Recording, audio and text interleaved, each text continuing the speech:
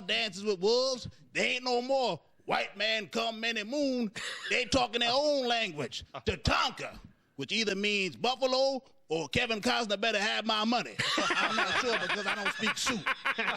You been to the casinos? They're serious. They're taking America back one chip at a time. Atlanta, if you don't want somebody doing a tomahawk chop for real, I suggest you go back to that big A logo. What is you gonna do? Ladies and gentlemen, Imus in the morning. Man, anybody who is not watching the Fox Business Network does not have a heartbeat. Watching old Laura do the business news. Oh, come on, man. I mean, what are you, nuts? Come on, baby.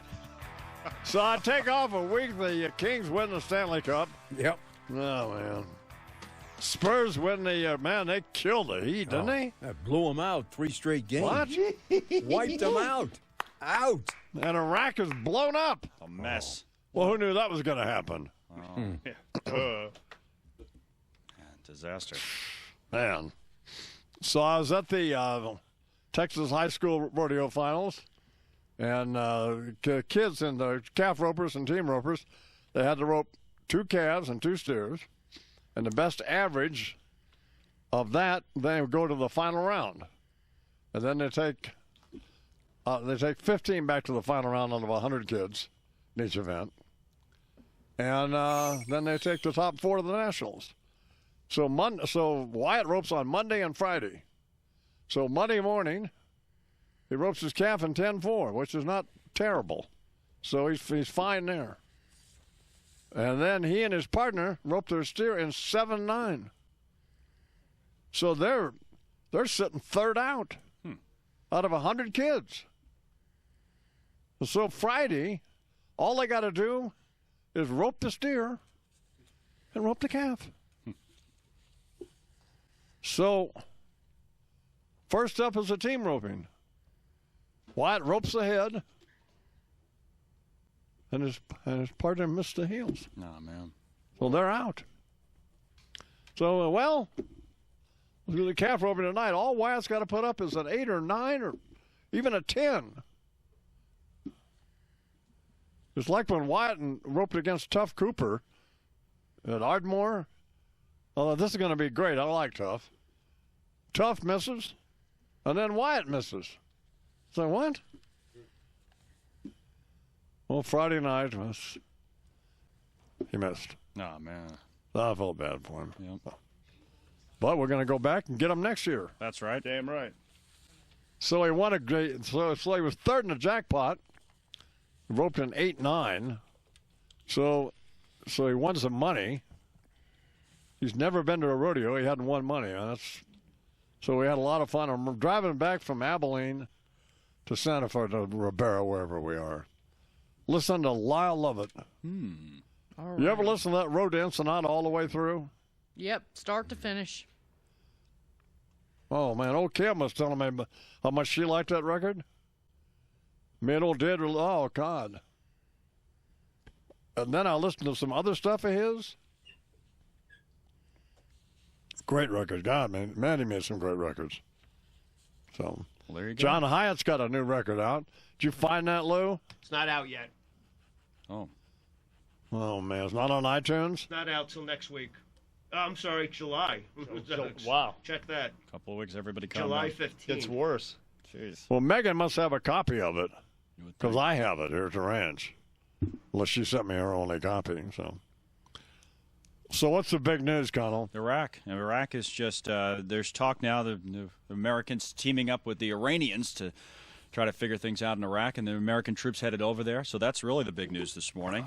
You got tornadoes. We'll talk about Nebraska coming up. And 20 years ago today was the O.J. Bronco chase, which we could talk about coming up in a minute as well. So those are kind of the big stories. But we'll start with President Obama sending up to 275 additional troops to Iraq, protecting the American embassy, he says, in Baghdad. Do you remember where you were when you saw the Bronco chase? Watching the Knick game. Of course. Oh, yeah. Watching the Knick game in my house.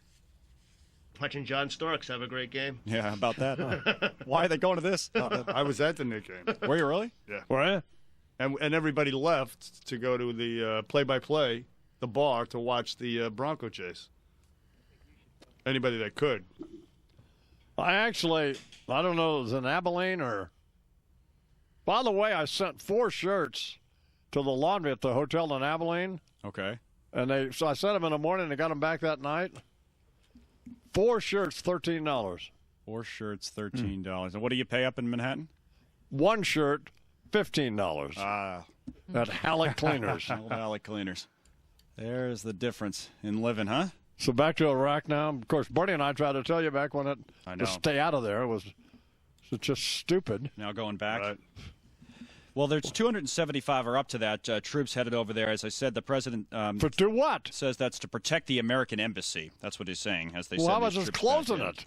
Well, Oh, my God. the real crisis in Iraq is in the northern part of the country and the western part of the country. These Sunni The Kurds are insurgents. freaking out. Yeah, they've been attacking the Sunni insurgents, attacking against the Shiites, and now the White House being asked about the reports that they may be willing to work with Iran to resolve Oh, Jesus, stop this. the situation Just in stop Iraq. it. Here's your friend, Secretary of State John Kerry. At this moment, I think we need to go step by step and see what, in fact, might be a reality.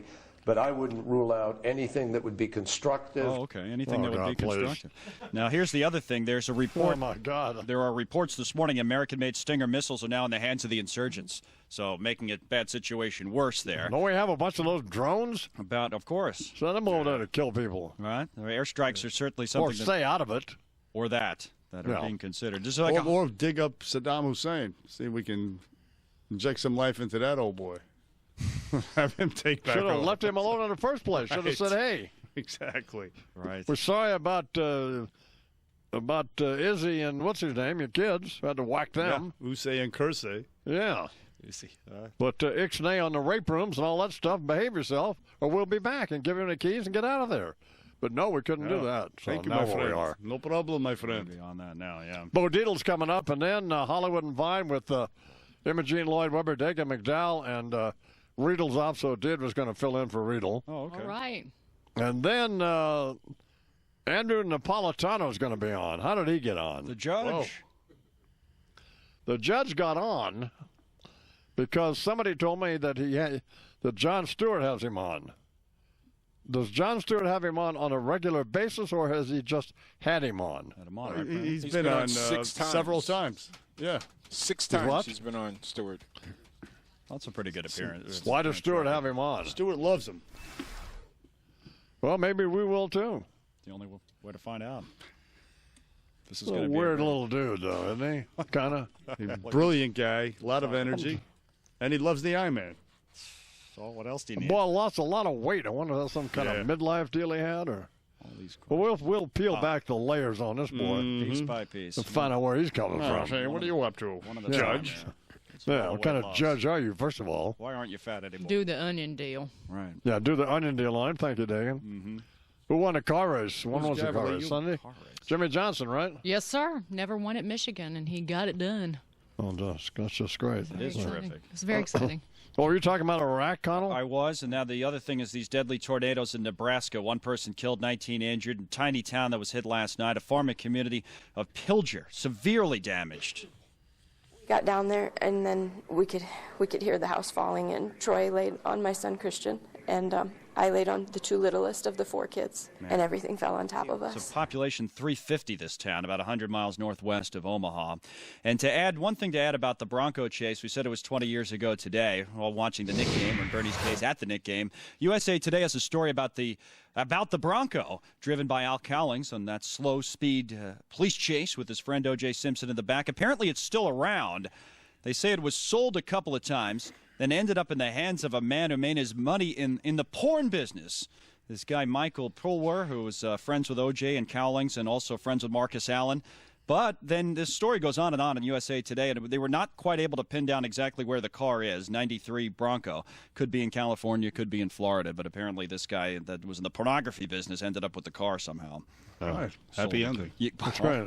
Yeah. Glad I was able to sort of happy ending. bring that to you. They 14 do have after a big the hour. back, actually. Huh? They do have a big rear. They're like a pickup truck. So Thank you you for that, You're Dagan. welcome. Yeah, like Also happy adding to have the you back. discussion, right.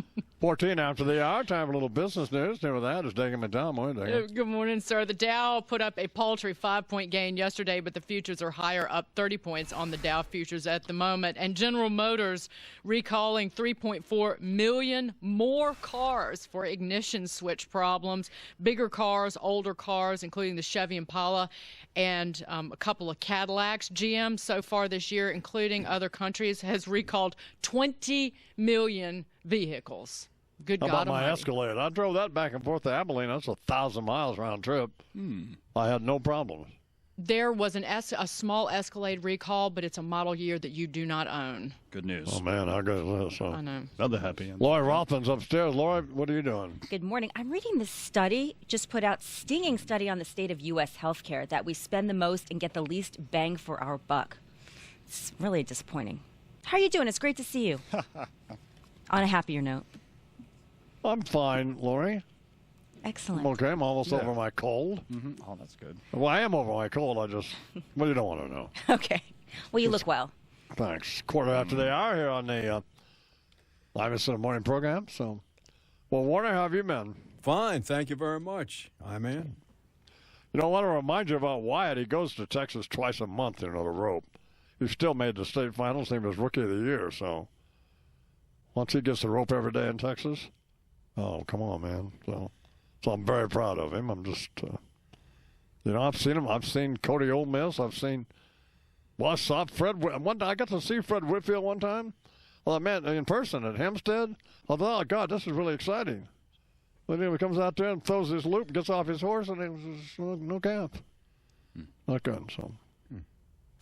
Was that expected that the Spurs are going to whoop up on a Heat like that? Not the last three games, not by a total of 57 points.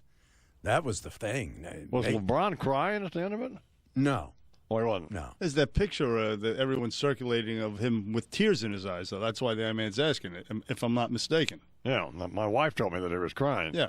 Where's that picture from, or what are they doing to us? What was he doing there, Warner? Well, that was the post game conference, because I didn't. I saw him. Well, he wouldn't be crying before the game, would he? Let's ask the Vinny from Queens panel. Anybody know? Well, I saw him walk off. That tight shot of him all the way. He wasn't crying, but he better not be crying. Should be crying. Keep an eye on him. Yeah, that too.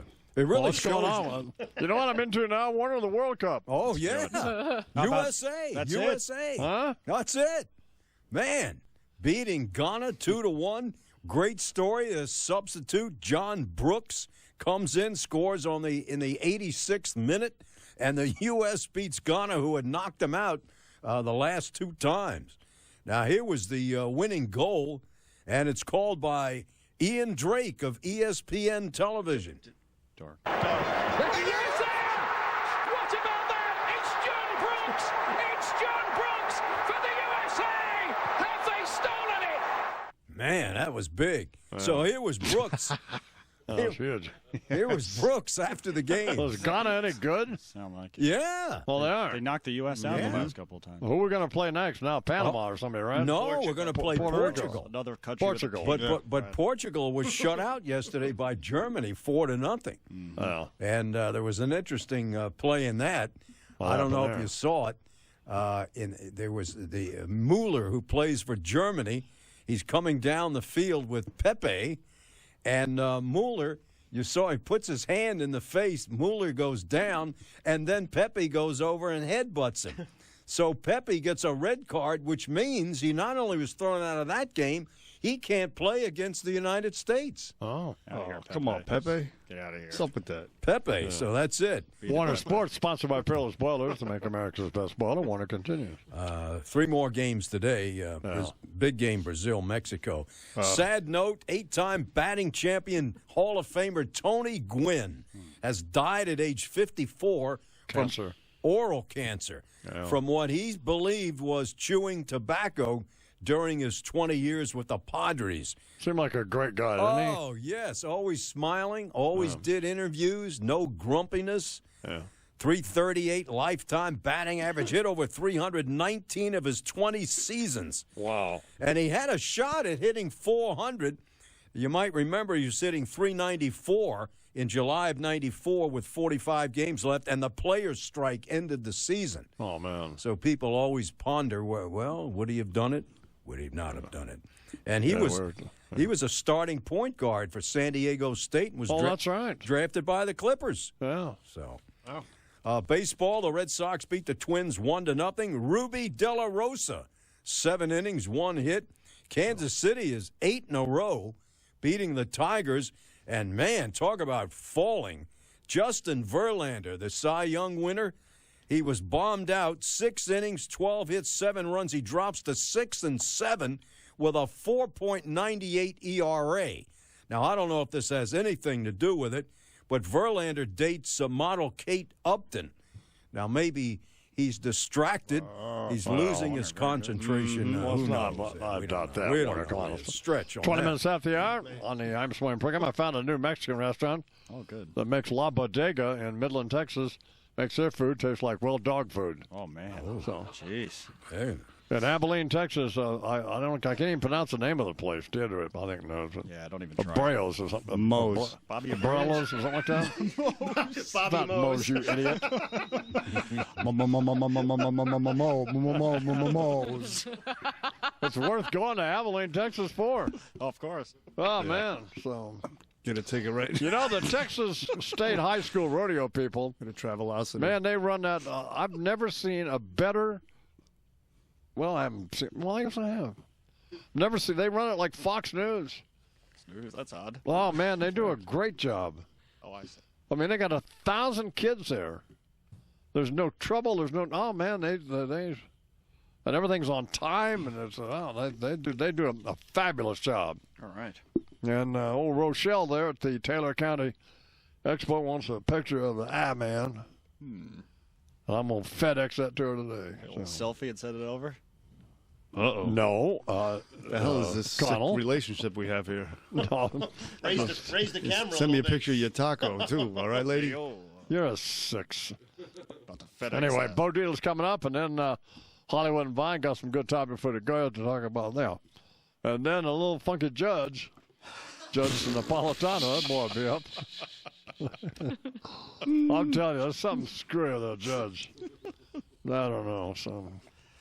He's about a little right-wing nut, isn't he? Sort of. No. Libertarian. Big time libertarian. Very principled man. Yeah. And brilliant on the topic. Hey, O'Reilly's got a new book, Oh. Yeah. Killing Patton. Wonder why I decided to kill him. Well, no, Riley didn't kill him, Of but course not. Mysterious circumstances. that's what O'Reilly claimed, right? That's been it's been out there since he had the quote-unquote car accident, yeah. Sure. So Tony Soprano the breaks, right? Or something. Perhaps. What's coming up in the briefing, Bernie? We have gay professional wrestlers, Hillary Clinton, and the late-night take on Iraq and the World Cup games. Speaking of Lyle Lovett, I mean, I realize the Road to Ensenada is not the only record he ever made. He made some great records. I'm kind of late to the – well, I'm not late to the party, but I didn't really realize how absolutely great he is. Did you, Dagan? Yep, been listening to him since his first album in the mid-'80s. Yep. I own every album he's ever recorded. Man, that boy can write some songs, can he? Yep. He's one of the great songwriters of the last 50 years, hands down. He really is. Yep. And he married that crazy girl, that Hollywood starlet. What was her name? Julia Roberts? Mm-hmm. That was a mistake. Mm-hmm. But, and then, I don't know what happened. How did that relationship get resolved? What happened there? I believe that just ran its course, as things like that do. Did she tennis shoe the situation or sneak out on him, boy? Oh, no. I would not know anything about that. He was laid up. I think he was, I've never discussed this with him, nor would I. It's none of my business, but he was out of commission there for a while. I think he took about a year off or something. And he wrote The Road to Ensenada, I believe, based on all of that. And boy, there's just some great songs there, and this is one. I lay sick and broken, Viva Mexico.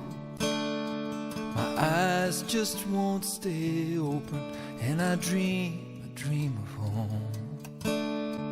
I dream a dream of home, where there's coffee on the table and kindness in your hand. Honey, I'll help you when I'm able, but right now I'm feeling bad. Right now I'm feeling bad. Well, listen to your heart that beats and follow it with both your feet. And as you walk and as you breathe, you ain't no friend to me. You ain't no friend to me. The road to Ensenada is plenty wide and fast. If you head south from Tijuana, then I'll see you at last. I'll see you at last. But my eyes, they open slowly and look around the room. The old man, he seems worried, and there ain't no sign of you. There ain't no sign of you.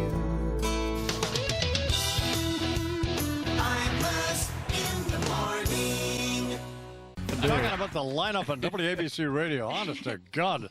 What did they do to that radio station? I mean, it's just, oof, Come on. disaster. I'm on, honest to God. There is an IN team. There's some really. It turns out. That's right.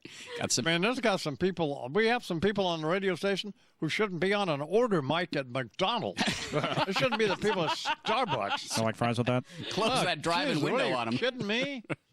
Just dreadful.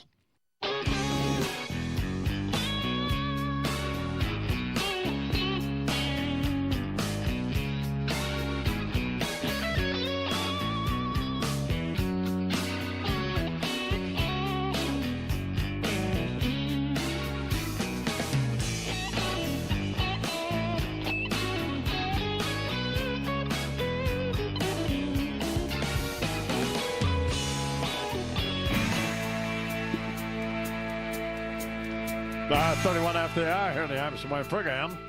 Check back in the green room now. So see what Tony's got out there with us. Morning, Tony. Hey, Imus, what's happening?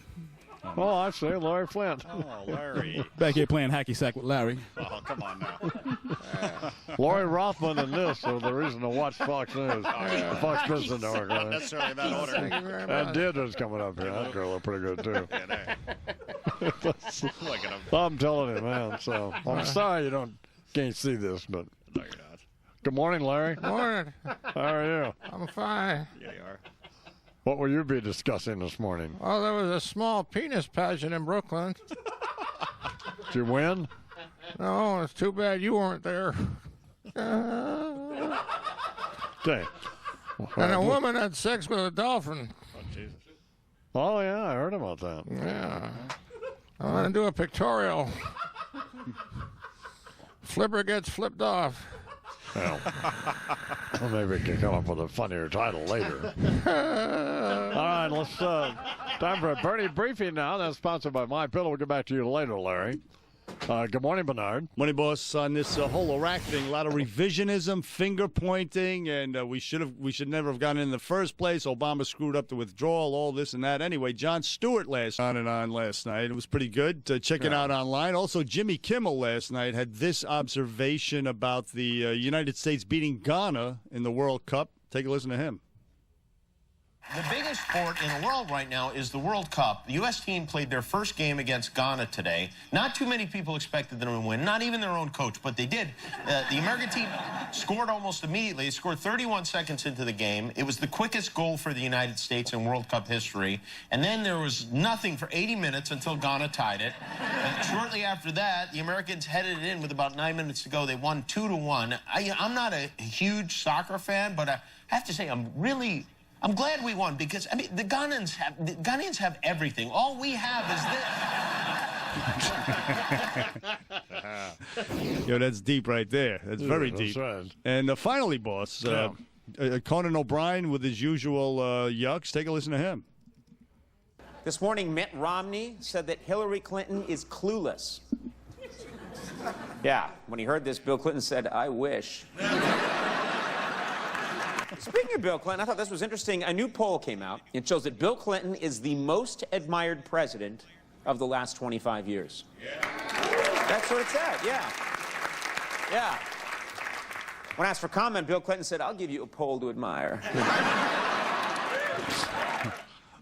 What? Excuse me? 25 till the hour here on the Imus and Wayne program. Bo Dietl's next. This guy's going to be here tomorrow. Kenny Wayne Shepherd. One can play the guitar. Sing the blues. Yeah. Night falls and I'm alone.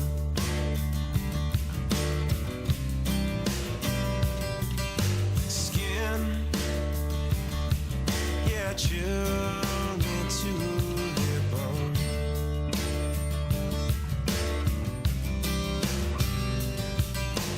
You turned and you ran. Oh yeah. Oh, slipped right from my hand.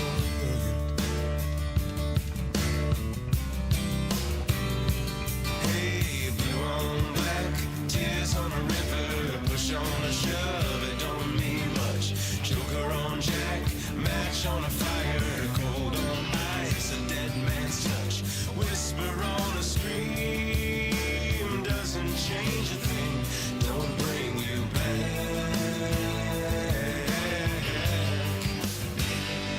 Blue on black.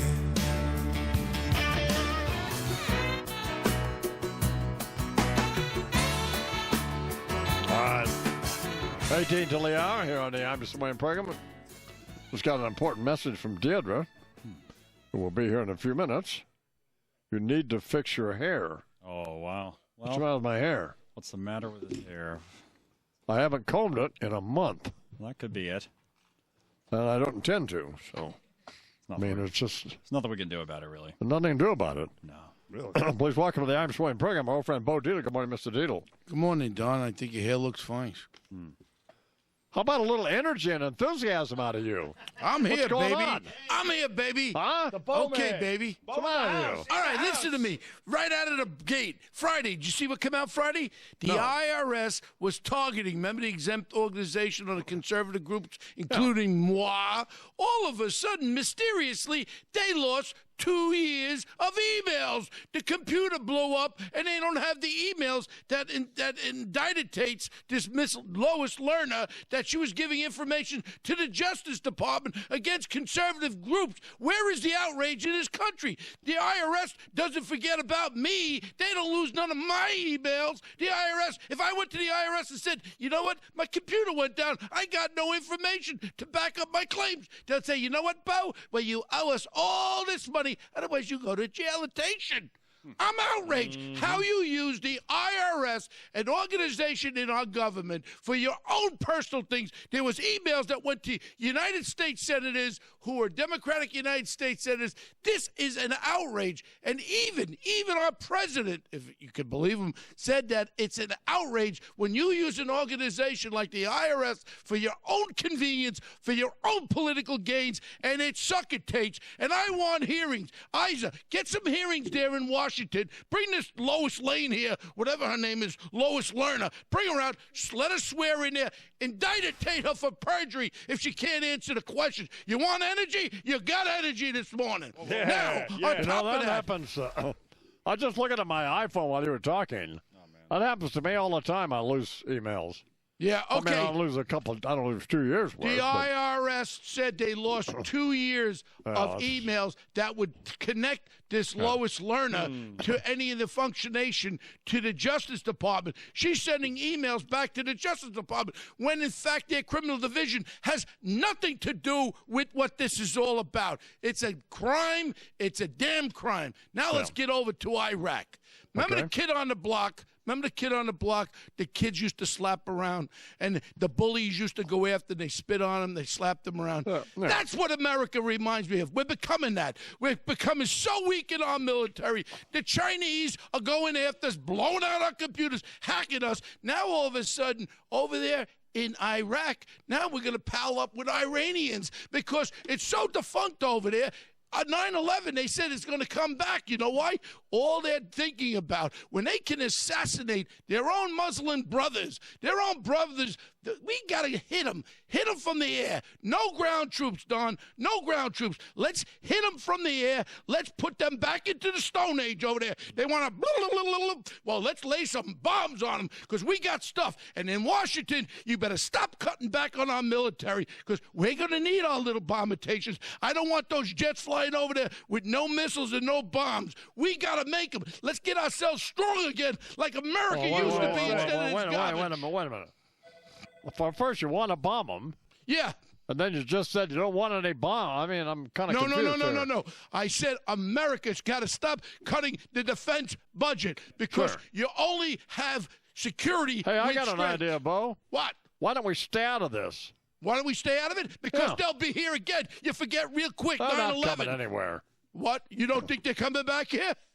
Well, I think you they'd like were to, with me. Do you forget? But I don't think going to Iraq is going to prevent them from coming back Well, where here. do you think they came out of? They came out of the desert when they blew up our World Trade Center. You were with me a couple of days after. You should be part of the administration. Don, do you remember 9/11? You should have been part of the last administration, and you should be part of this one. Do you remember, Don? I took you down to 9/11 right after it happened. Well, we forget quickly. People dying, being blown up in those buildings. And I you didn't know they came from Iraq, though. Oh, no, they came from Afghanistan. The same Al-Qaeda punks, the same Abadubadoos that are over there. Al-Qaeda. They hate Americans because they hate our freedom. Don't you get it? They want women to be locked in cages. Where is the outrage of the world? They want to lock them. They can't drive cars. They got to put the heads into the wall over their head. Why is that right? Women have the same rights as men. And damn it, they should have all the rights over there in the Middle East.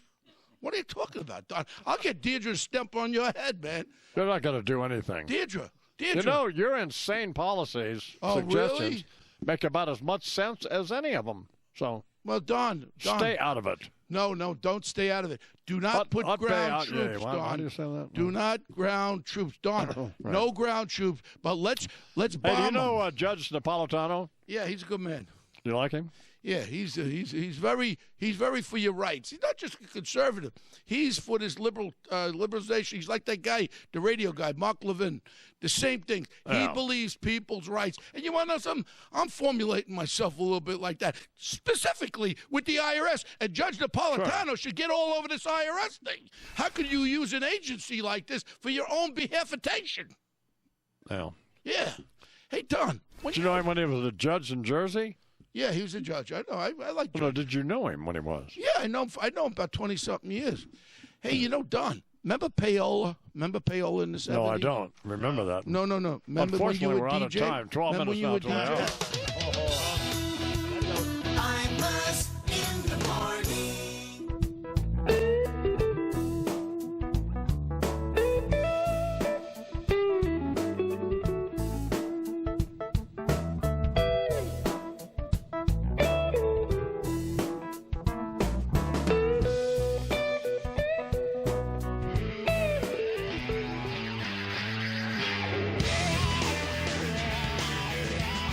All right, 7 minutes till the hour here in the I'm Sway program. Coming up on Hollywood and Vine, we'll talk about Robin Thicke. Is there a bigger wuss on the planet than this guy? God almighty. Mike. And then Prince George. Stop Well, groveling. Prince George took his first steps, apparently. Oh, that's good news. And the Kardashians. And Bruce Jenner. Well. And Gwyneth Paltrow. And that then apparently back together with her husband or something. You know anything about this, Dagan? A lot to cover. Dagan is... What happened to Dagan? I don't know. God, hopefully nothing serious. She's probably just in the bathroom or something. Wardrobe malfunction. Could be that. Why does she leave the program in the middle of it? Boy, it could be a whole host of different reasons. Maybe she doesn't like it here in the she's studio. okay. We all hope for the best. She'd been abducted or something. So Checking out some leather. Yeah. Yeah. And then coming up later this morning, Judge Andrew Napolitano. That'll be good. For his nascent initial appearance here on the Imus Morning program, find out what that boy's up to. And I have a feeling it's probably not any good either. So 5 till the hour now. Imus in the morning. And we have these things that run locally here in New York on WABC called Drop It In with Larry King. Oh, man. And I guess maybe he must do them on a bunch of a whole bunch of stations around the country. Yep. But the one this morning was a Valentine's Day deal. All-timer. It's so creepy. I got it. You got it? Yeah. Let's run it. This is Larry King dropping in, brought to you by LegalZoom. Happy Valentine's Day. A while back, I asked my good friend and great songwriter Sammy Kahn what he thought was the best love song ever written. He answered immediately, Gershwin's Embraceable You. So I thought that today, on this Valentine's Day, I'll give you the heart of it. Here it goes. Embrace me, my sweet embraceable you. Embrace me, you irreplaceable you. Just one look at you, my heart grew tipsy in me. You and you alone bring out the gypsy in me. What? I love all the many charms about you. Above all, I want my arms about you. Don't be a naughty baby. Come to Papa do. What? My sweet embraceable you. Isn't that beautiful? Embraceable you. Come to Papa. Come to Papa do. Hey, guys, you try that tonight with a box of candy and a Valentine's card. You're in. Thanks, Larry. Oh, my. Tony, is of course, sick. laughs right into the mic and covers up about half of it. We got the gist. Oh, is man. sick. Was he touching himself when he was reading that? Come to Papa. You do that tonight, they're calling 911, Exactly. man.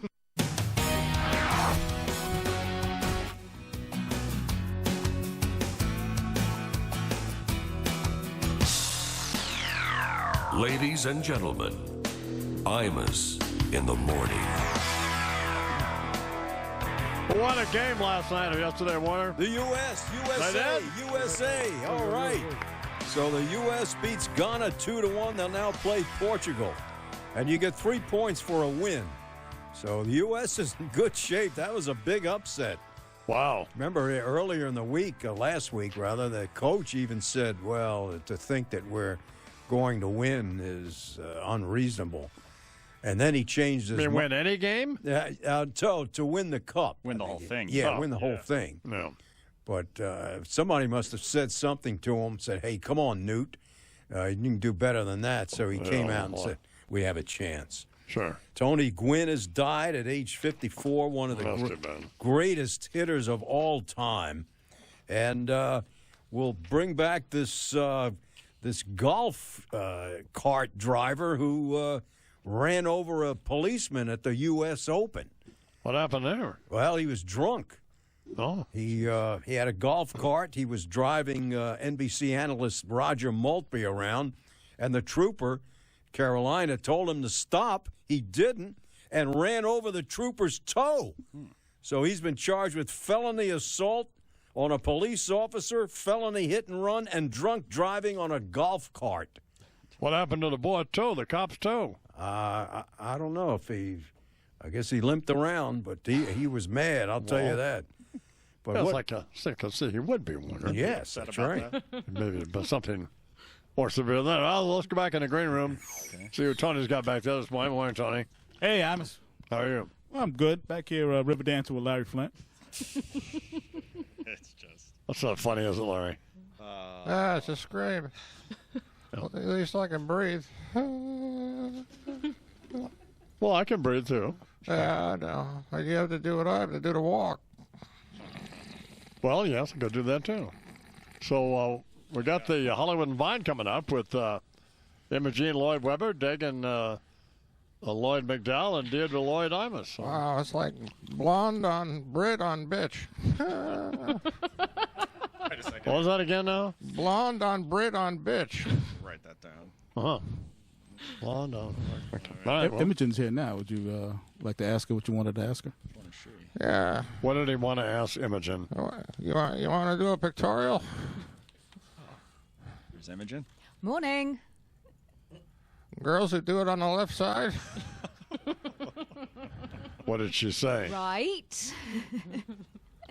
I don't know. This is something maybe we should have planned out. Yeah, thanks, Tony. I think it's going pretty well. Time for a little news down here with that. It's Conor Mache. Morning, Conor. Morning, man. The news is coming out of Iraq this morning. In fact, there are a few new developments. The country's biggest oil refinery has been shut down. Foreign staff evacuated. That's from Reuters, citing refinery officials. And also, the police in Iraq say at least 44 detainees died with Sunni militants attacking a police station northeast of Baghdad. So the situation, if anything, seems to be getting worse. All as nearly 300 combat-ready U.S. forces are set to take positions supposedly to help secure U.S. assets in the country, particularly the embassy in Baghdad. So 275 is the number that the president says, or up to that being sent over. Also, you have a report out this morning that American-made Stinger missiles are now in the hands of the insurgents. So now the question becomes, what will be done next? There's been speculation the U.S. will team up with, in some way, with Iran. The enemy of your enemy is your friend theory, but the State Department spokesman Jen Psaki says that will not include, if it happens, military operations. We're not talking about coordinating any military action in Iraq with Iran. We would encourage Iran to push the Iraqis to act to address problems in a non-sectarian way. But some kind of collaboration clearly is being considered. Secretary of State John Kerry said as much yesterday when he was asked about it. Why would we want the Iran crazies to fight the Al-Qaeda crazies and kill each other? That would be so stupid, wouldn't it? There you go. So that might be where we're headed with all this. The White House, meantime, is dismissing criticism from Republican lawmakers out there over these missing IRS emails. This was the story Bo Dietl was talking about last hour. The new spokesman at the White House, Josh Earnest, says that the IRS engaged in a, quote-unquote, good faith effort to find these emails from an IRS official, and the division processed applications for tax-exempt status by politically oriented groups. The IRS has been claiming, hey, the emails disappeared when the computer crashed. So it's all in good faith, just a mistake, I guess, that we can't find these emails. A nephew of the Duck Dynasty guy, Phil Robertson, he's now running for Congress in Louisiana, a seat held by the Duck Dynasty. This is not one of the guys with the beards, just for your information watching on the radio. It's a 30. Yet. Well, exactly right. There's still time. 36-year-old Zach Dasher is the guy running. He wants the seat held by Vance McAllister. This was the guy you might remember who was wrapped up in scandal when video surfaced of him kissing a married staffer. So old Zach, Duck Dynasty Zach, is trying to move in and take his office, says he's opposed to Obamacare and abortion. And he says he got to looking around at the problems in politics today and looking at what he sees in D.C. is that there's no God in Washington, D.C., according to Mr. Dasher. So he's going to take care of that. All right. It'll be good. All right, 10 minutes after the hour, time for a little business news. Here with that is Dagan McDowell. Morning, Dagan. Good morning, sir. The Dow futures are up 15 points at the moment. And ahead of Hollywood and Vine, let's talk about some TV ratings. Game of Thrones Season 4 finale was a smash. More than 7 million viewers watched at 9 p.m. on Sunday night. That's a record for a season ender for the show. Did you watch it? Yes. And did what happened? Did what happened? It was what you wanted to happen. As long as did you care? Yeah, as long as a bunch of people die and you get some nudity and some battle scenes, it was a pretty epic finale. Did everybody die?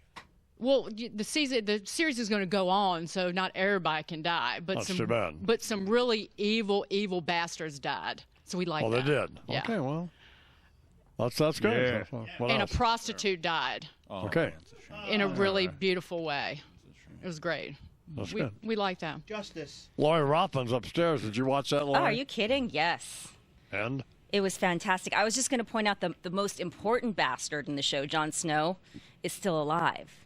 But on Father's Day, the most hated father, Tywin Lannister. You're not supposed to give it away, you dingling. Dingling. Shut your yap. It's over. It's out there. Every blogger in the world is doing spoilers. Carly's over here about to kill you. I DVR'd the whole thing. Shut up. It's Tuesday. You had 2 days to watch it. Seriously. They gave it away on Kimmel last night. The one of the actresses. It's out there. Everybody knows already. Don't. Carly's over here. She's going to come up there and put a hurting on you, although you might like that. Well, U.S. won the soccer game. I don't give it away. There you go. Oh, no, Ghana. Another reason to watch the Fox Business Network. 12 minutes after the hour. Warner, did you have any more sports? Yeah. You did? Yeah. Colin, did you do all the news yet? I don't have not all the news that I have. I have more news. Would you like some, my man? Yeah, a little more, yeah. From Alaska, the state is introducing a new campaign aimed at preventing pregnant women from drinking. This is in the Anchorage Daily News. Starting in December, pregnancy tests will be placed in the bathrooms of 20 bars and restaurants across the state. Oh, that's great. In Alaska. Gee, I didn't know. Hey, let's go check if you're pregnant. Unbelievable. I mean, to be. That was stupid. Why didn't anybody tell me about this? Jeez. I know a good place to check. If that's what we're reduced to, Well, Tracy Morgan's in been terms of upgraded news to items, fair condition. we need to move on. Yeah, let's get going here, right? All right, let's do a little sports now, sponsored by Privilege Spoilers. Now, here with us, Warner Wolf. Morning, Warner. Morning, man. So the U.S. beats Ghana 2-1, a header by 21-year-old substitute John Brooks in the 86th minute, 4 minutes after Ghana had tied the game. Clint Dempsey, who later suffered a broken nose, put the U.S. ahead 1-0 just 29 seconds into the game. Here was Brooks' winning goal, called by J.P. Della Camera, ESPN Radio. Looking on that corner, and again, and a goal! The U.S. has scored! Brooks! Incredible! 2-1 lead. And here was Brooks on his winning goal. I had a dream 2 days before, and that I scored in the 88th minute, and now it's the 86th minute, but I'm happy about it. Wow, pretty good dream. Almost on the nose. So the U.S. now plays Portugal on Sunday.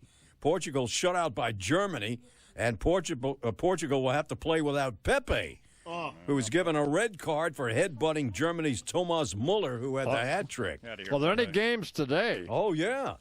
Brazil and Mexico. Yeah, you got to watch that Brazil game. Russia, that South. could be good. Russia, South. I have a prediction. The Brazilians are going to get waxed. Yeah. I mean, whacked. Oh. Just stay tuned. Wow.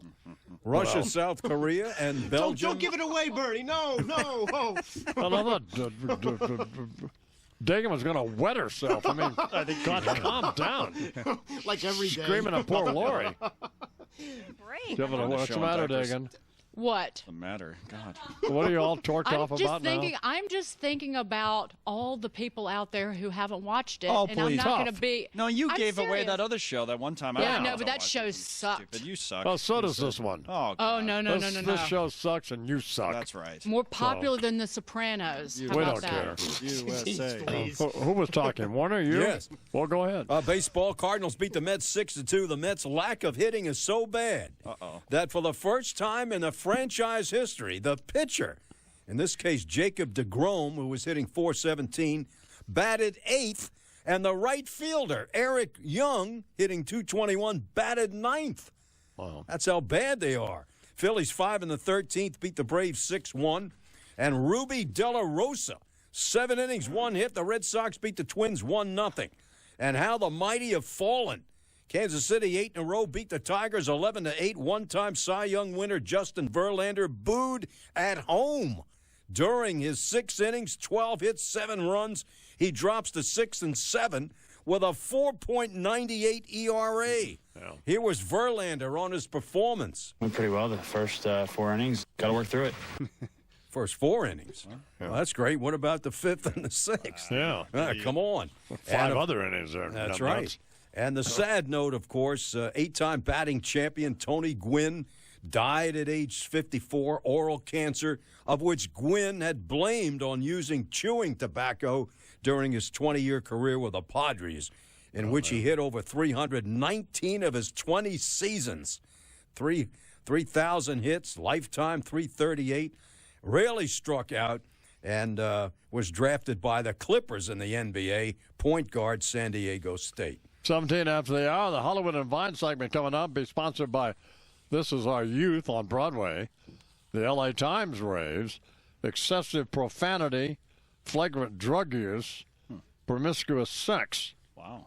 Previews begin August 18th. All that is coming up. What's ahead in the briefing, Bernie?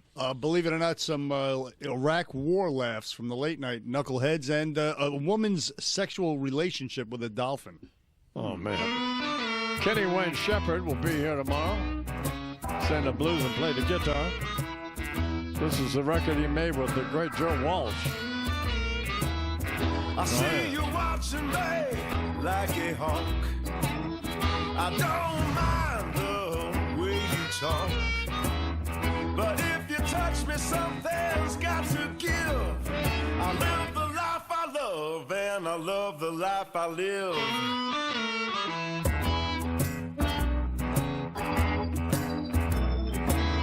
So if you see me and you think I'm wrong, don't worry about me, just leave me alone. My sweet life ain't nothing but a thrill. I live the life I love, and I love the life I live.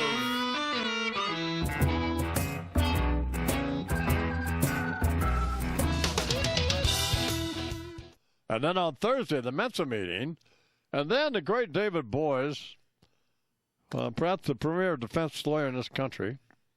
He and old Ted Olson, who opposed each other in the Bush-Gore thing, remember? They Proposition 8 in California was a law that banned the same-sex marriage, and David Boies and Ted Olson fought that and won, so good for them. And their book is called Redeeming the Dream. It's about that case. And it was odd that these two great lawyers who had opposed each other in the Bush-Gore thing got together and fought this case successfully. So, and I'd be loving me some David Boies. So, I think I threatened somebody with him one time, or of course, maybe he can't remember. So, 25 after the hour, it's time for a Bernie briefing, and that's brought to you by My Pillow. And here with that is the great Bernard McGurk. Good morning, Mr. McGurk. Morning, Mr. Imus, and your boys got some women's undergarments on, don't you? That's for sure. Now, Not that there's anything wrong with that. Well, perhaps not, no. No, not at all. And your friend Jimmy Kimmel last night talking about the NBA Finals. Take a listen to him. I think the thing I'm going to miss the most about the NBA Finals is Spurs head coach Greg Popovich. No one in sports has less tolerance for stupid questions than Greg Popovich. This is from the press conference after Game 4. Coach, all your players did a great job in the past 4 games. So if you get a championship, who will be your finals MVP candidate, strongest one? Next question. Any other questions for Coach? And by the way, the Spurs won Game 4. That's Greg Popovich happy. That's his smiley face. Well, yeah, we're going to down miss with that, aren't you, Bernie? Absolutely. 27 after the hour. Hollywood and Vine coming up. You have something else, Bernie? Sure. Let's take a listen to my boy Conan O'Brien from last night. Former WWE legend Pat Patterson officially came out on a wrestling TV show as gay. Yeah. Came out as gay, yeah. His fellow wrestlers said they suspected something when Patterson unveiled his signature move, the Jazz Hands of Death. President Obama's daughter, Malia's in the news. She's gotten her first summer job working on a TV show. Yeah. So things are about to get really awkward at the O'Reilly factor. 28 after the hour. So I'm driving back from Abilene with dear Imus. Drove back in 8 hours. Listened to La Love, weren't we? The best. Like I didn't realize how good he was either until we listened to him for most of the way. I drove, by the way. You keep saying you drove. I drove. You drove less than halfway. No, I didn't. Oh, I drove God more almighty. than halfway. That's a lie. And we drove for over First of 8 all, I hours. remember alerting you when we had gone halfway. No. So. Yeah, I was driving, honey. Oh, my God. I was driving. The way, I mean, it's just, honest to God, if you're not married, don't get married. There's La Love it. And his hand fell behind her as his arm had reached around. Oh, and she looked at the window and she watched the shade go down. It was a private conversation. No one heard her say that man she left behind her was 2,000 miles away. A singing boy, pick up that fiddle, ooh, and play that steel guitar, ooh, and find yourself a lady, ooh, and dance right where you are. Hey,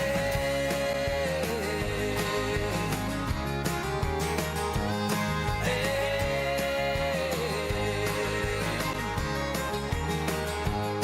There was a lonely girl from nowhere with a smile all sweet with pain. Oh, and she never stopped to wonder, ooh, if she'd see him again. It was a private conversation. No one heard her say that man that she was looking for was only 20 streets away. Your morning dose of sunshine.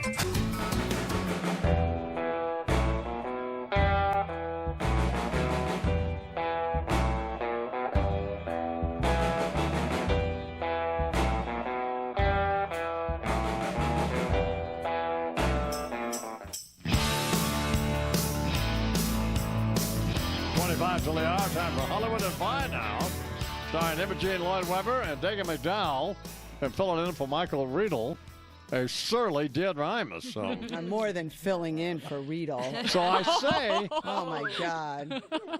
So I say to Tom Bowman, Bigfoot, executive producer of the Imus Morning program on the television, Deirdre wants something for her to wear so she doesn't have to wear the headphones that she thinks look funny, but you can. You barely notice them because of your hair and stuff. So, and what did you say, Bigfoot? I just asked what type of earpiece she wanted, but I just spoke to Trevor, and he has the earpiece that she uses when she's here. We're going to send it out today. Right. Okay. How hard is that? So what do you get? Well, you got your panties all in a knot. No, because Dagan, look at this, right? I'm on TV and radio for TV. I mean, you wear an earpiece that you don't see. I think you look beautiful, but I'm down with you wanting a regular earpiece. I like a hat. I want a hat. I want a hat next week. Make that happen. All right, well, you have to come out to the ranch. Imogene, come on out. Okay, I don't get a hat in New York, then I've got to And travel. then my wife insists on lying. No. About driving all, halfway back from Abilene, which you didn't. Your ego. You are so driven by your ego. It's obnoxious. I'm driven by the truth. You're driven by your ego. I said that 200. Dagan, God forbid I can, or an Imogene, God forbid I drive at all even. You're it's like he's giving driver. me a privilege. You're a horrible driver. Oh, honey, you can drive these miles if you want. I mean, what is that? It's time now for time for item number Sorry, one I here missed now that trip. on Hollywood and Vine. On thank God for Lyle Lovett. Prince George takes his first steps in public at a polo match, watching his hair-challenged father play polo. The little dork even kicked a soccer ball. Oh my God! Who cares? Start with you, Dagan. Well, I think we should enjoy this little baby when he still looks normal before he turns into a barnyard animal like the rest of his family. I know he's a baby. Everybody's going to be like, he's a baby. You can't say that. Well, yes, I can, because Prince William was so handsome when he was young. He looked like his mother, Princess Diana, and now he looks like Princess Anne. Hee-haw! Hee-haw! Oh, my gosh. Dagan got that one right. What do you say, Imogen? Look, fundamentally, they were at a charity polo match because that's what the royal family do. They put a spotlight on good causes. They raise millions for charity. And as a result, their approval ratings are always 20% higher than any politicians. They have approval ratings that President Obama would kill for. So, yes, of course, you can make fun of the royal family. But at the end of the day, they provide good value to the British taxpayer. They only cost 82 cents per person per year to run in the UK.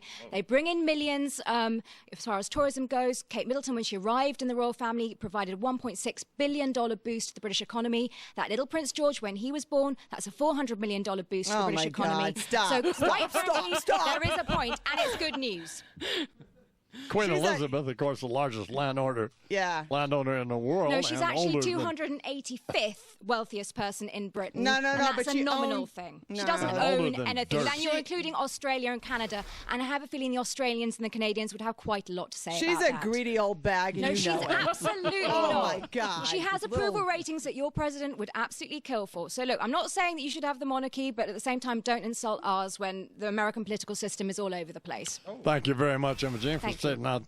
straightening out these two intemperate hussies. We still don't care, and the only reason people pay attention to the royal family at this point is because they want Kate Middleton's skirt to blow up again so we can see her nice, round, beautiful ass. Okay. Thank you. 21 till the hour in the middle of Hollywood and Vine. The Kardashians, apparently their ratings are plummeting. And your thoughts on that? Start with you again, Dagan. The ratings are down. Season B, the season 9 premiere, the latest iteration, is down like 29% in the key demographic. We as a nation have reached the point of maximum saturation with the Kardashian family. It is a full dirty diaper that needs to be changed. They're a pant load. I Yeah. mean, get out there. This obsession from the wedding to now the other one's pregnant to what happened to Bruce Jenner, like the feminization of Bruce. Is it because he's around all these women that have all this plastic surgery? And I mean, they're just, he's growing his nails long and his hair long and his hair colored And his Adam's apple shaved. I mean, I think it's an influence of being around all these plastic women. I think it's just in the very family. sad. Look, Bruce Jenner is obviously very troubled. Look, he was this amazing god, wasn't he? This athlete that won the decathlon in 1976. So I think that's sad. As far as the Kardashians go, great. Looks like their 15 minutes of fame is up. And very interestingly, that Vogue cover that Anna Wintour brought in, all very exciting, Kim Kardashian, Kanye West on the Vogue cover, did not sell at all well. It sold less than 250,000 copies, and it should have sold more than 500,000. And There's a problem. Nikki Fink, the entertainment writer, said it should have come with a barf bag, which I think is accurate. They're talentless.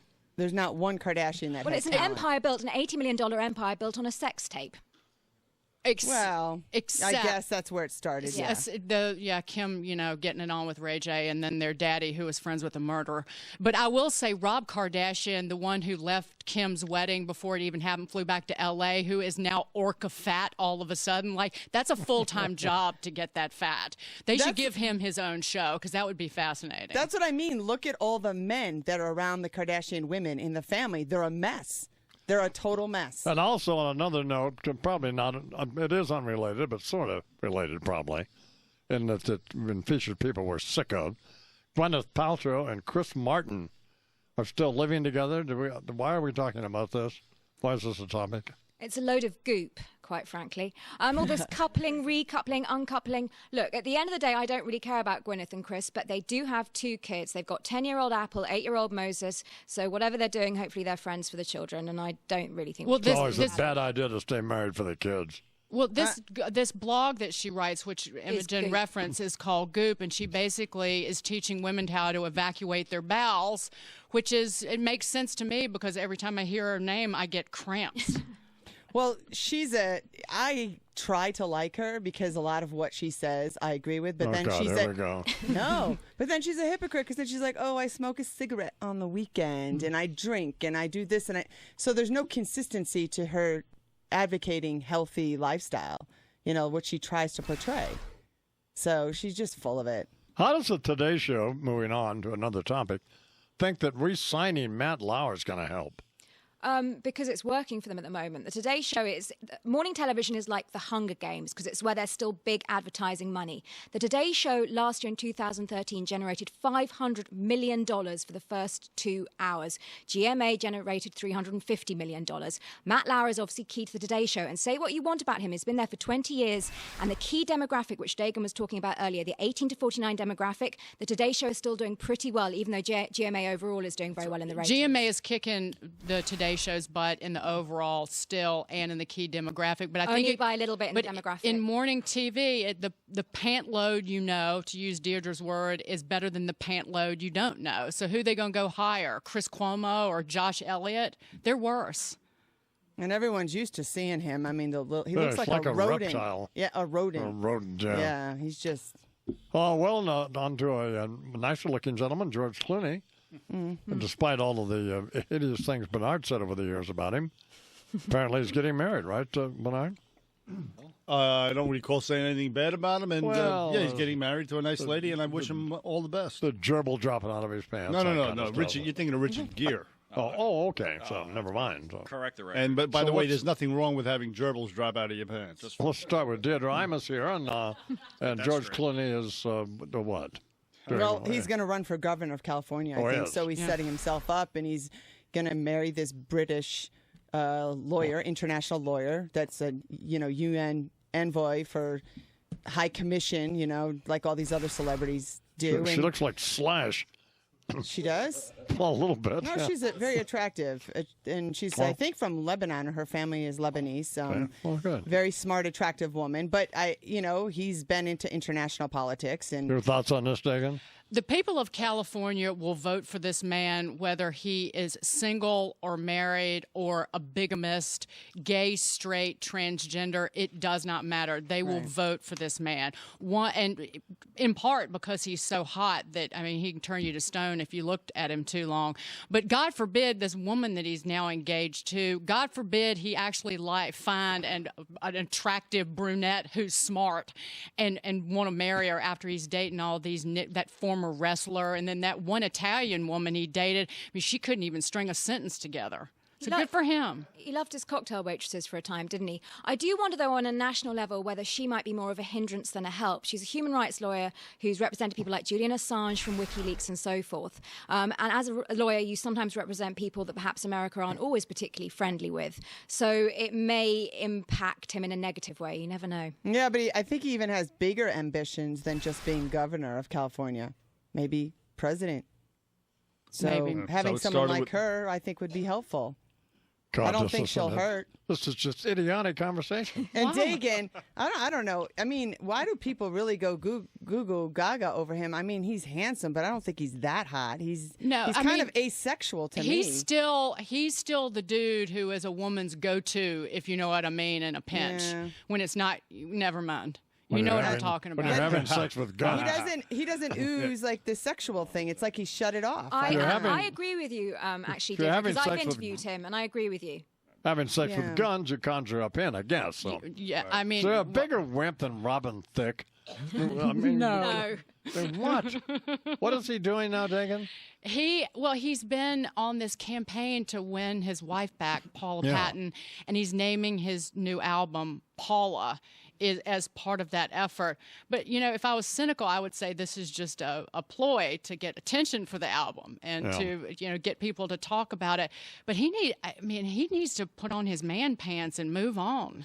Your behavior is the reason that y'all aren't together. Hello? No, not that I read tabloids or anything, but apparently they were both having an affair with the same woman.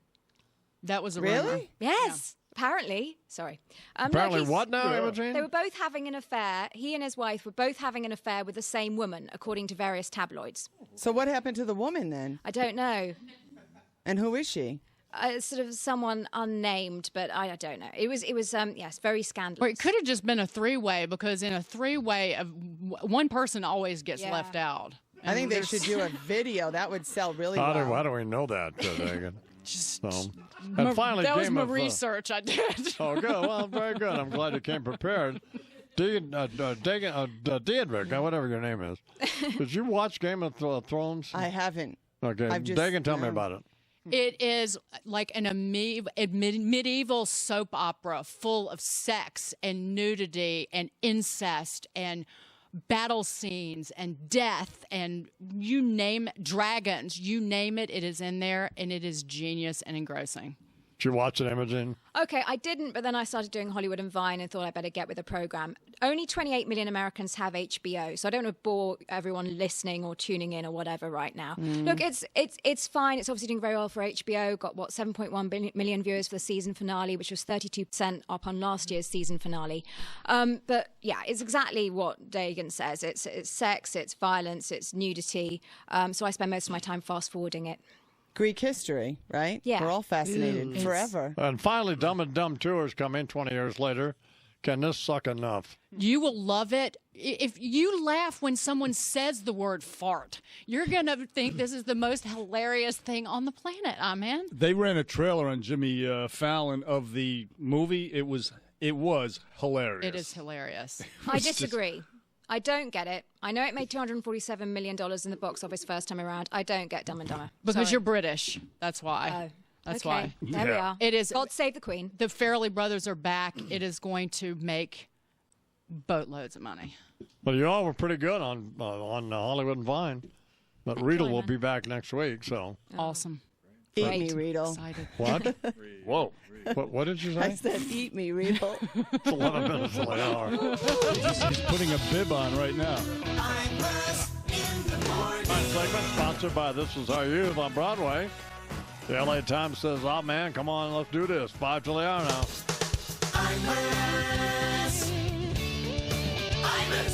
Imus in the morning. Dagan was just screamed during that, wasn't she? Yeah, Dagan's really good. Imogene's really good, too, though. So you mean to tell me you don't remember me saying... Well, I thought we already argued about this when we drove that night.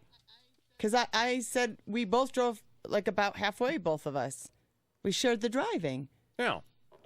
Which you're difficult anyway because for some reason you always have to drive. You have to dominate, drive, you're in charge, like this whole thing all the time. Well, I thought I'm the I-Man, aren't I? Yes. Well, what does that have to do with it? Well, I'm supposed to be in charge. Of me? Yeah. No, you're not. In charge of me? Yeah. I mean, a bit to reality. Because you could do this little act on the air, but I'm talking about... Oh, my God. You're so full of it. No, but you do. It's like an ego thing. You know, I have to be the driver. I mean, Bernard, do you do that with your wife? Like, you have to drive if you're both going somewhere? You don't let her drive? Damn right. Oh, you do? Damn Connell, right. what about you? There's no way you do that with your wife. Well, I usually drive, but that's just She the wants way- me to drive, by the way. Exactly, that's the way it is. She'd rather me drive, so. They know their proper place. They know their place, and we know how to get around. Yeah. We're not listening to Siri on the GPS thing or whatever the hell the name Speak is. for yourself. We know how to get there. Type in the address. Well, then, I don't know. Just hand me that bag of chips there, sweetheart. Well, we know we won the soccer game yesterday. Right. And we have more soccer today. Brazil. And who are they playing? Mexico.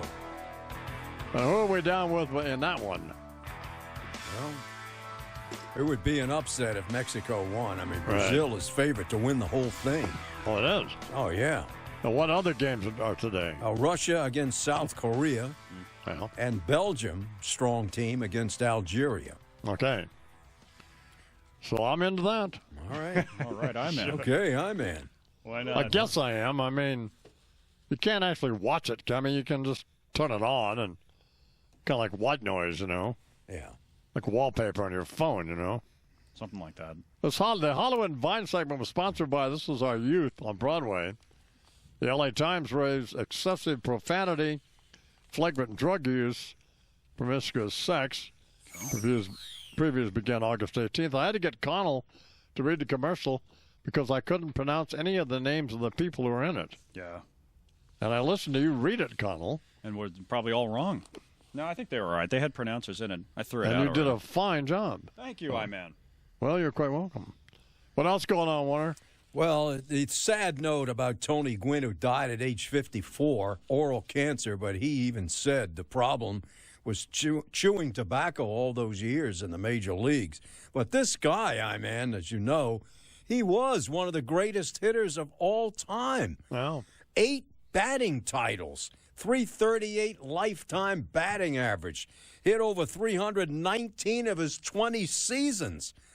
31 over 3,100 hits, and he just rarely struck out.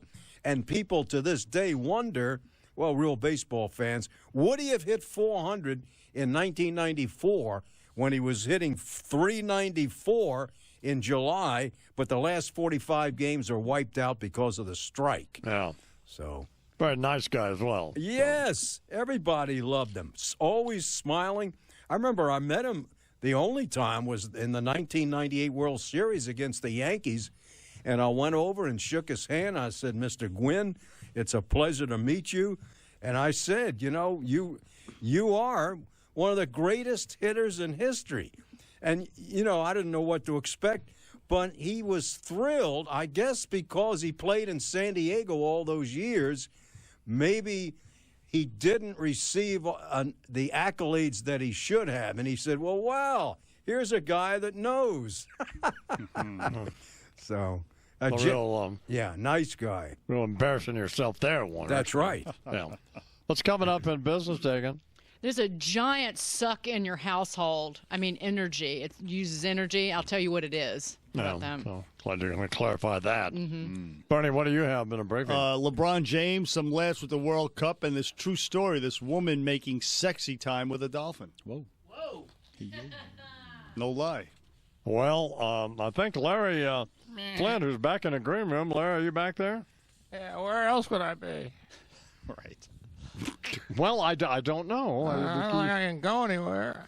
You could have wheeled off somewhere. So, well, what's on your mind this morning? There was a small penis pageant in Brooklyn, which, much to my chagrin, didn't feature the dwarf from Game of Thrones. Yeah. It's just a bunch of guys celebrating the fact that basically they all had innies. It's too bad you were in New Mexico, Imus. You could add in another trophy to your 4 Marconi Awards. Wow. I feel bad for guys with tiny weenies. Having to go through life hung like a porpoise make it that much more difficult to flog your dolphin. Which a woman in some NASA experiment teaching dolphins to communicate with humans says she did. On the dolphin, that is. Yeah. She was flipping Flipper's flipper, allowing the animal to rub up against her knee and her hand. Apparently he was a sexually maturing adolescent male named Peter, interestingly enough, because every teenage boy's favorite toy is Peter. She'd reward the little wet pervert by letting him get his yayas out on her. What happened to giving him a fish? If you're training him, it's one thing to buy him dinner. It's another to let him get to third base. Kind of a sick scientist is this lady. Although not unlike the dolphin, I've been known to jump through hoops to get laid. That was back when I could still jump, of course. Yeah, sure. I'd hump anything that was available, but I drew the line at aquatic mammals. Of course, it'd be much different for a man to have sex with a dolphin. Rather than just rubbing his tail, I think that little blowhole on the top of his head would get quite a workout. Oh, man. Oh, God. Come on here. Larry.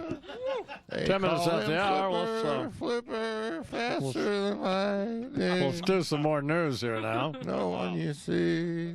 Good morning, Connell. Morning, man. So from Iraq this morning, the police say that at least 44 detainees died as Sunni militants attacked a police station. This was northeast of Baghdad. They were fighting with pro-government Shiite militiamen who were defending that jail. It all comes as President Obama is sending up to 275 additional troops, U.S. troops, to Iraq to protect the American embassy in Baghdad. This crisis in the northern and western part of the country continues, and the White House is now being asked about these reports that they may be willing to work with Iran to resolve the situation in Iraq. Here's Secretary of State John Kerry. At this moment, I think we need to go step by step and see what, in fact, might be a reality. But I wouldn't rule out anything that would be constructive. Anything, including, working with Iran. Stop it.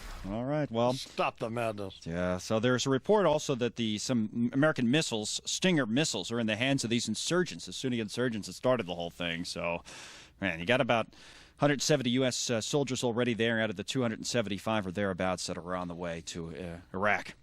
Deadly tornadoes in Nebraska. 1 person killed, 19 injured. A tiny town was hit last night, a farming community, Pilgert, Nebraska, that is severely damaged. We got down there, and then we could hear the house falling, and Troy laid on my son Christian, and I laid on the 2 littlest of the 4 kids, and everything fell on top of us. Little town, population 350, about 100 miles northwest of Omaha, Nebraska.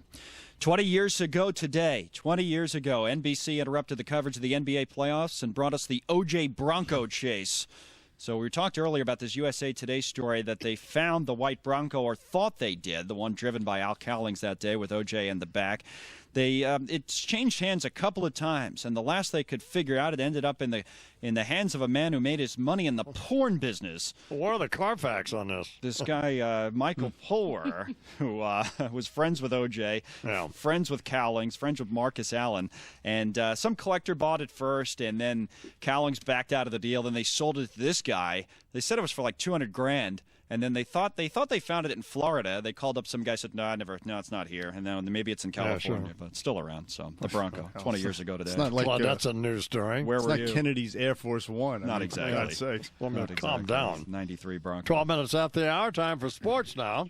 Oh. Did you do your business news yet, Dave? No, sir, I did not. Well, let's do it now. All right. Good morning, sir. The Dow futures are up 18 points, and your cable box is a giant energy suck. The LA Times did this long story about it. These boxes are on and operating even when you're asleep, and they've become the second biggest energy user in your home next to your air conditioning.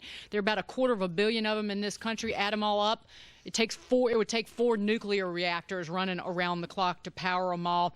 The technology is there to make them better at using energy, but companies aren't doing a doggone thing about it. There you go. So you were all exercised at Lori this morning, Rothman. Very ugly. Because she revealed the end of a Game of Thrones. Yes. Is that right? Correct. Well, what did she say? Well, she was getting ready to give away the kind of critical point of the ending. And there are people in the studio, including Carly, don't want to make Carly mad, who haven't watched it yet. Nat, for example, Nat was losing his you-know-what. So I'm just looking out for my friends. There you go. What was the ending, Lori? Do you people not read newspapers? You cannot open a publication, online or in print, without reading a synopsis of the show. Give me a break. It's 2 days later. Well, you know what? That would be an accident. They don't need to hear it from your mouth. All right, spoiler alert. Do you want to hear the ending or what? No. Let's not be mean to little Lori. Well, she's being mean to Carly. Carly's sitting over there with her fingers in her ears. She doesn't You're want to being hear mean it. to everybody. Mean girl. You haven't seen the ending, Carly? No, I haven't seen the ending, and I'm not going to see it until Friday. So I have a few more days to go. So tell her what the ending is now, and let's ruin it. Don't say, stop it. No. I'm not Tell her, saying Lori. anything. There are so many different storylines. There's so many characters. It's so deeply woven that we don't even have enough time. Say it. Oh, she's not doing it. Aw, Lori. But I will say, though, sweet. that there's a great article in Daily Beast this morning. The actress that plays Cersei says, I love this show. All of the people I become friends with effing die. Well, So there's I that. am going to find out what the ending So that's is. it. That's a pretty obvious because clue nobody as to will tell what the me. ending is. Do it. I'll find out today, and then I will reveal it to everyone as soon as I find out. So That's great. somebody who has my email You Grinch. could email it to me right now. Hey, man, why are you going to make Carly mad? She's the one who, totes your food around when you're back here in New York City. Find this information. Right? And then there'll be 2-3 months for this to fester. Right. I don't know if I'd make her mad. I don't care. Okay. Living on a wild side. Quarter after the hour. Wouldn't be the first All time. right, let's do sports. Sponsored by Peerless Spoilers. Here with that is Warner Wolf. Warner. Good morning, Iron U.S. big win, 2-1 upset over Ghana. They now play Portugal Sunday. That'll be a 6 p.m. game our time in New York, 4 p.m. your time. 21-year-old substitute John Brooks, who came off the bench in the second half, scored the game winner on a header in the 86th minute after Ghana had tied the game 1-1 just 4 minutes before. Clint Dempsey, who had his nose broken in the 33rd minute, gave the U.S. a 1-0 lead just 29 seconds into the game. Here was the call by Ian Drake of ESPN Television. Dempsey, great start here. Can Clint Dempsey score? The U.S. ahead, incredibly, within seconds. 29 seconds in, the fastest goal in U.S. World Cup history. Germany beat Portugal 4-0. Thomas Muller hat trick, who was headbutted by Pepe, and Pepe was given a red card, which means he's gone from that game and the next game, which, of course, against the United States. Iran and Nigeria, a scoreless tie. Those were the highlights. The feature match today, hosts Brazil against Mexico, of which Bernie says Brazil will lose. No, I said they're going to get waxed. Right. What does that mean? Oh, never mind. Oh, man, slow. A goal right by Warner Wolf was not stopping that one. We need some cliff notes for Warner. Oh, man, Brazilian wax. Oh, okay. Photo, maybe. Cardinals made it 7 of 8. Good. That's bad. This is on the header. Oh, yeah.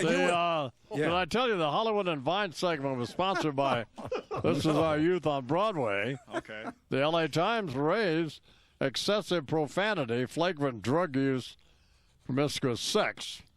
This will be something Dagan will be rushing to see, and Lori, of course. Mm-hmm. Previews begin August 18th. Warner continues. You asked about that North Carolina state trooper who had his toe run over by the drunk golf cart driver, U.S. Open. The trooper suffered a minor injury, but said, I can't kick. Cardinals made it 7 of 8, beat the Mets 6-2. The Mets have lost 10 of 13. The Cubs used starting pitcher Travis Wood as a pinch hitter in the 13th, and he wins the game. Wood. With an RBI double. Wow. Phillies 5 in the 13th, beat the Braves 6-1. Dodgers, Brewers, Marlins win. Kansas City, hottest team in baseball, 8 in a row. Beat Justin Verlander 11-8. He was booed on the mound by the home team Tiger fans. He falls to 6 and 7. Earned run average almost 5 a game. Here was Tiger manager Brad Ausmus on Verlander's performance. Obviously not a good night. No.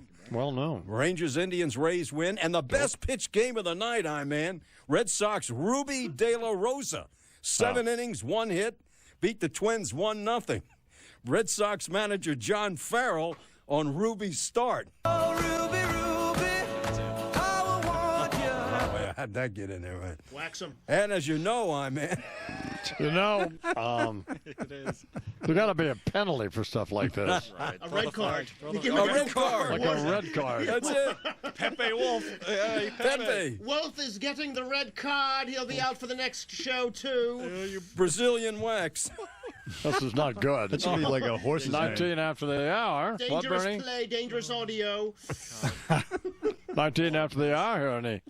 I'm Mr. Des Moines program. What's coming up in the briefing, Bernie? We have LeBron, King James, and the little more on the Dolphin story. That's all we need to hear about now. It's this woman and this fish. This is a fascinating story, actually. It's 19 after the hour here in the I'm Des Moines program. Kenny Wayne Shepherd. Boy can play the guitar. Boy can sing the blues, too.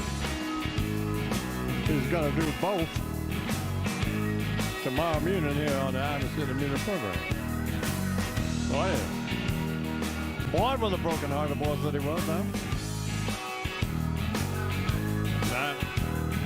Out from the ashes, out of the flames, keeps getting stronger like a snow. By the way, last night I woke up and I was reaching for the pillow and I absolutely hit her, and she slugged me. I did? Yes. Whoa. Are you serious? Yes. I don't remember that. See, when you're half asleep, what you really feel comes out. No, that's not good. All right. It's like drunk words So or you silver thought- thoughts. On the upside, she was actually there for a change. So the,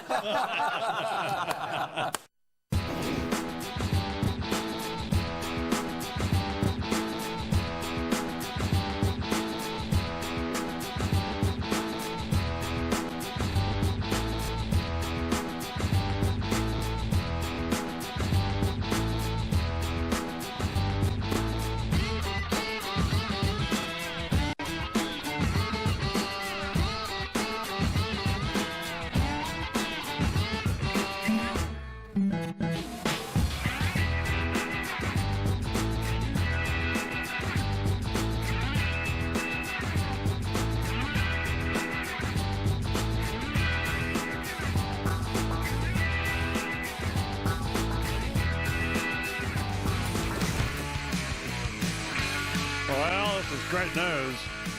Let's go back to the grey room now. Larry Flint promising to ruin the end of Game of Thrones. Good morning, Larry. Good morning. I watched a little bit of the World Cup, the other night. I used to play soccer, but then the guy who pushed me's visa expired. He had to go back to Cameroon. Oh, my God. Did you watch the season finale of Game of Thrones? No. It's my favorite show. It's about a bunch of kings all vying to sit in an iron chair. Take it from me, fellas, it's not all it's cracked up to be. It's a pretty bloody show. They squeezed the guy's out of his head a couple weeks ago. Did what? They squeezed the guy's eyes out of his head. Kind of looked like me when I was a teenager and spent all that time in the bathroom. Sure. Speaking of bathrooms, the midget shot his father with a crossbow on the toilet because he was sleeping with the midget's former whore/lover who got strangled earlier because she was sleeping with the midget's father. Yeah. You'd think he wouldn't be able to strangle her, considering he has those little tiny hands. But apparently he used her necklace. You know what they say, little guy, big people's problems. You know, for a dwarf, this guy gets an awful lot of tail, and he works without a net. Yeah. But he needs a step stool, because in his case, his wiener really does touch the ground. I had sex with a midget once. It was like sleeping with a fanny pack on. I made her wear a diaphragm. Come on. To this day, I always carry a bottle cap on me just in case it ever happens again. I'll be fine, Larry. Everybody dies. Game of Thrones, everybody dies. 28 after the hour. The giant fell in a ravine. Let's do a Bernie briefing. Sponsored by My Pillow. Here with Adam, but I'm Greg Marby. Morning, Chief. On the Iraq mess, a lot of people, the left and the right, also don't want to get involved. Anyway, your friend Steve. There you go. The crowd roared. As good a reason as any, by the way. Yeah, indeed. And on this dolphin, they're actually airing. The BBC's airing a documentary called "The Girl Who Talked to Dolphins." And the dolphin. This occurred in 1965. She spent 10 weeks with the dolphin to teach him how to speak English through his blowhole. Believe it or not. And she ate, slept, and bathed with the dolphin. And about 4 weeks into the experiment, the lady wrote in her diary, Peter has become sexually aroused several times during the week. And now I'm reading from the New York Post. In the trailer for the documentary, the lady, her name is Mrs. Howe, explains that she would masturbate Peter to keep him focused. And she said it was sexual on his part, but it was not sexual on mine. After the experiment ended, the 10 weeks, the lab closed. And a few weeks later, Peter the dolphin committed suicide, according to a veterinarian, and who said he died of a broken heart. So how did he commit suicide? They said he just stopped breathing. He intentionally stopped breathing. And apparently, Peter. Well, that's sad. It is sad, but there are plenty of fish in the sea, and Peter should have known that. And everybody goes to they go to these massage places and they get a little hand relief, and you don't fall in love with the masseuse. I mean, but then again, we have hands and they don't. We could do it to wax them up. So anyway, it's a horrible story. Terrible. Well, yeah, it sounds like you're really broken up about it. Stop crying over there. Time plus tragedy, the other way around. Anyway. Finally, boss. Yeah. Jimmy Fallon from last night. Take a listen to him. A soccer stadium in Germany has invited World Cup fans to bring their sofas onto the field so that they can be comfortable while watching the games up on the big screen. Yeah. While the stadiums in Brazil invited fans to bring their sofas because there still aren't any chairs. They're still building. LeBron James, he's our dude. We love LeBron. LeBron James scored 31 points, 10 rebounds, had 5 assists in the Heat's loss to the Spurs, while his teammates had a lot of fun out there. So anyway, back to the dolphin thing. Your takeaway is that the lady was doing this disgusting act to the dolphin was that it was a sad story.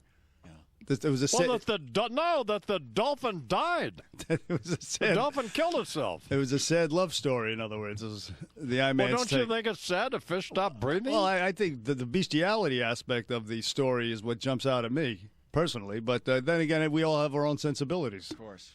The I-Man has his. He grew up around animals, and well, no, but God knows what happened. Drag me into this, you bastard! I don't know what you did as a young man, or what you're doing these days. Actually, out at the ranch. You are such a sick bastard. Sad. Judge Andrew Napolitano is next. He's got Queen on his musical Mount Rushmore. K.T. McFarland, the blonde of blonde, did Ramos Leafs Wheel, and Kenny Wayne Shepherd will be in to play the guitar and sing the blues. Then on Thursday, the Mensa meeting. And the great David Boies, with his book that he wrote with Ted Olson, on redeeming the dream, the case for marriage and equality. They overturned that Proposition 8 out there, and I believe that's what they did, although maybe the judge would know. Probably does. So they'll be on then. All right, speaking of the judge, please welcome to the Imus and Wayne program for his initial appearance on the program, Judge Andrew Napolitano. Good morning, Judge. Uncle Donnie, how are you, my man? I'm all right. How are you? Well, you know, I was very disappointed because the people that booked me did so under false pretenses. They said, Imus is going to be in the studio. Now, if I had known you were in New Mexico, I would have flown out last night. Well, that's fine, but I mean, this will work just as well. Absolutely. We're on the radio all over the world, so. That I know. Okay, so. Well, the last time I saw you, Judge, you were fat. What happened? I lost a lot of weight, my man. I started to take a protein shake, and then I went gluten-free, and then I went low-carb, and now I am, you're going to love this word, has nothing to do with libertarian. I am what's known as a flexitarian, meaning 90% vegetables throughout a 2 or 3 day period. So if you eat more than 10% meat in one meal, you overcompensate in the next day or so. So I'm down 75 pounds. Bartlett is jealous. Was this a midlife crisis? Let's call it a midlife realization. Really? Yeah. Yeah. And with all my, McShane will tell you, all my energy that I've always had, I now have more. I can't sit still. So you just wanted to do it? Yes. Because you were fat and you wanted to be healthy. Yes. And actually, a guy I went to college with who became a world-class obesity expert invented this protein shake, which is delicious and gives you all the vitamins, nutrients, amino acids, minerals you need, and it assaults appetite, so you're just not hungry, and you naturally eat less, and so it's easier to have portion control. So everybody's been trying to get me to have you on for years, you know. I know. And who was responsible for it? Bowman? I mean, for you being on now? Yes. Jon Stewart. My buddy, my good friend. Yeah. Yeah, I love John. That's hilarious to be on with him. Absolutely hilarious. Pretty smart guy. Yes, he is. Yes, he is. First time I was there, I said, John, I'm going to out you. What? What do you know? What are you talking about? I said, I'm going to out you as a closet libertarian. And then I started asking him 2 or 3 questions, and he said, yes, I think you should be able to take drugs in the privacy of your own house. Yes, I think you should be able to say whatever you want. Yes, we shouldn't be fighting wars of empire. So he is a closet libertarian and a terrific guy. So I said I was reluctant to have you on because, I don't know. I just thought you were a weirdo, but. Who persuaded you I'm not a weirdo? Was it McShane? Was it Varney? I figured if Stewart had. Well, this just happened last week. Somebody said, well, you know, Stewart has him on. Had him on a number of times. I said, well, the judge said, my wife likes you, you know. And I said, she runs into you all the time. Well, I said, well, let's see. I'm very fond of your wife. But, you know, you and I had an encounter many years, and for me, two lifetimes ago, when I was vice president and general counsel of Hackensack University Medical Center, and the then president, John Ferguson, whom you know well, said, Imus is about to raise, fill in the blank, it was an enormous amount of money, and I need you to do the paperwork for the Don Imus Tomorrow's Children's Fund. And so as the chief lawyer for Hackensack, supervising other lawyers, and in concert with your lawyers, we put together one of the greatest acts of charity of which I am aware, all instigated by you and physically located across the Hudson River from where I am now, and saving the lives of young children. That's a great facility there. 4th largest hospital in the country, now run by Bob Garrett, who's done a marvelous job succeeding. What's his name? Ferguson? Ferguson, yeah. Garrett's a terrific guy. What kind of judge were you? A fair one. Well, no, I mean... I was in the Superior Court of New Jersey, right, which in Hackensack is located just a couple of blocks from the courthouse. So it's a trial court of general jurisdiction, meaning murders, rapes, robberies, medical malpractice, slip and fall, automobile accidents, bodyguards, juries. Everybody stands up when you walk in the room. That kind of a judge. Why did you stop doing it? I was tired of being poor. Really?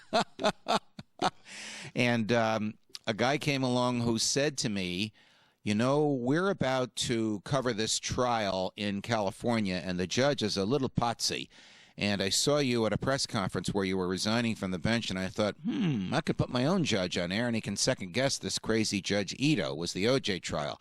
And so for about a year, for free, I worked for CNBC in Englewood Cliffs, New Jersey, with a young reporter by the name of John Gibson on the scene of the courthouse. And the guy that called me, that put this all together, was the then president of CNBC, whom you know well. His name is Roger Ailes. So, of course, when he came here, I came with him. Of course, now's the 20th anniversary. Yeah. Perhaps even today of the yes, of the Bronco chase. Yes, yes. What did you make of that trial, the acquittal, the initial trial? I have a couple of views on it that I had then and I still have today, Don. I think that the judge was more concerned with becoming a celebrity and getting reelected. In California, the judges are elected every 6 years. In New Jersey, for example, where I was, you're appointed by the governor, confirmed by the state senate for 7 years. If reappointed before the end of 7, you have it for life. So you don't have to worry about getting elected. Judge Ito was very much playing to the gallery. He was very much taken in by and enamored by the bevy of superstars that the defense had there. And the prosecution, now it's easy to say this because the trial's over and they lost. They over-tried the case. That is, they tried too hard to convict him on too many different ways and angles, and they should have just concentrated on a few. In my opinion, the evidence of his guilt is overwhelming, but there is a clear question about whether or not the evidence, he was proven guilty in the courtroom. I was, however, stunned with the verdict, like most of America. Well, I thought the prosecutors, I don't know anything about it, but I thought they were hideously incompetent. Yes. Marsha, whatever her name was in Darden. Yeah. And now, they both went into TV. I had a reality show called Power of Attorney on Fox, on the Fox 5 Foxes, in which I played myself, and they had superstar lawyers trying ridiculous cases. And we had lawyers from the O.J. trial. We had F. Lee Bailey, the defense lawyer, trying cases against Chris Darden and Marsha Clark. Again, they were more interested in TV, and none of their TV careers panned out, and they all left the practice of law, and I'm not sure what they're doing now. Well, I don't think you need to be hating on them, Judge, just because you You want to know something, Don? Had a successful 15-year career on Fox. The happiest lawyers you know, McShane's heard me say this, the happiest lawyers you know don't practice law. Hey, what impacted Mark Furman, the N-word, playing all that in the verdict in that trial? I have become a friend and a fan of Mark, and I think he is one of the finest, most meticulous, most articulate investigators I've ever met in my career, and I've met literally hundreds. But the use of that word in that environment and the manner in which F. Lee Bailey cross-examined him over it was fatal to the government's case and brilliant on the part of F. Lee Bailey. It's just one of those things. You know, if you slip and say something like that, you can't lie about it. You got to admit it, explain it, and move on.